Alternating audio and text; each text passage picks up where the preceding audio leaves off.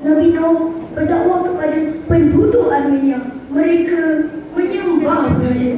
Nabi Nuh mengajak mereka menyembah Allah yang Maha Berkuasa, bukannya berhala. Nabi Nuh sangat sabar. Kerja dakwah Nabi Nuh AS memakan masa selama 900 tahun. Lama kan kawan-kawan? Tetapi kaumnya tetap dikir.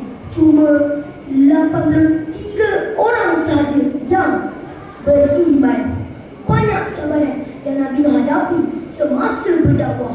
Baginda pernah dipukul sehingga pingsan. Isteri baginda pula menuduh baginda orang yang gila. Baginda sangat sedih, tetapi baginda tetap bersabar dan terus berikhtiar menyampaikan dakwah. Ya sahabat, semaikanlah sifat sabar dan jangan berputus asa dalam melaksanakan kerja dakwah. Lihatlah fenomena hari ini. Akibat hilang sabar, wujud masalah jenayah seperti pembunuhan, penganiayaan, pergaduhan dan sebagainya. Lalu Allah berfirman, A'udzu billahi minasy syaithanir rajim. Bismillahirrahmanirrahim.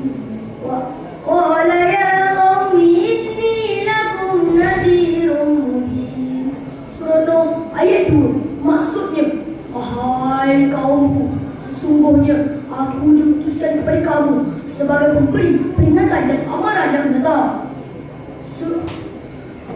Pendengar yang beriman, setelah Nabi Nuh AS memohon petunjuk Allah SWT mewahyukan kepada baginda agar menanam seorang pokok yang menunggu sehingga besar selama 100 tahun.